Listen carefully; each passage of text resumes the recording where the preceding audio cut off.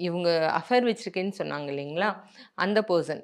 அவரு வந்து இந்த லேடி இல்லாதப்போ அந்த பொண்ணு இருக்கும்போது வந்துட்டு வந்துட்டு போறாரு. ஓகே. ஸோ, அ இதுதான் இப்ப வந்து இதில தான் ஏதோ ஒரு சம்திங் ராங் என்னமோ இருக்குன்னு எங்களுக்கு தெரிஞ்சுச்சு. தெரிஞ்சு மறுபடியும் வர சொல்லி இந்த விஷயத்த சொன்னோம். ஏன்னா அவரோட ஃபோட்டோ எடுத்திருந்தோம். அவரோடது காமிச்சு இவருகிட்ட தான் என்கிட்ட நான் அஃபேர் வச்சிருக்கேன்.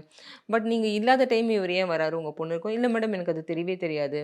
அந்த டைம் இப்படி இல்லாத டைம்லாம் வரதெல்லாம் எனக்கு தெரியாது. அப்படிங்கும்போது சரி இந்த காலத்தில சிசிடிவி கேமராலாம் ரொம்ப சாதாரணம் தானே. நீங்க ஒரு பொண்ணு தனியா வீட்ல இருக்கா, நீங்க வர வரைக்கும் இருக்கணும். சிசிடிவி கேமரா இல்ல நான் நெறைய தடவ வந்து சிசிடிவி வைக்கலான்னு சொல்லிட்டு நான் நெனைப்பேன். நெனைக்கும்போது இவரு தான் சொல்லுவாரு, "வேண்டாம் அப்படிலாம் வைக்காத. ஏன்னா நான் வீட்டுக்கு வரேன், போறேன். அதெல்லாம் வந்து நம்மளே ப்ரூஃப் குடுத்த மாரி இருக்கும்." ஏன்னா அவரு மேரிட் பெர்சன் அப்படிங்கிற மாரி சொன்னாரு. இப்ப நீங்க தப்பு தப்பு பண்றதுக்கு பண்றீங்க. பொண்ணோட இது வந்து இது பண்றீங்க. நீங்க இல்லாத டைம் அவரு வராரு, போறாரு. அவரு வரப்போற விஷயம் உங்களுக்கு தெரியாதுங்கிறீங்க. அப்ப இங்க தான் ஏதோ ஒரு சம்திங் ராங். நீங்க வந்து பொண்ண கூப்பிட்டுட்டு, நீங்க என்கிட்ட ஒரு தடவ கவுன்சிலிங் மாரி கூட்டிட்டு வாங்க. நான் பேசுறேன்." அப்படி சொல்லிட்டு அவங்க கூட்டிட்டு வந்தாங்க.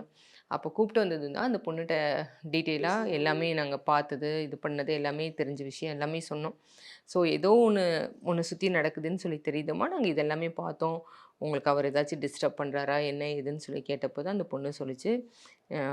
இந்த பொண்ணுகிட்ட வந்து அவரு தப்பா நடந்துக்கிட்ட விஷயம்.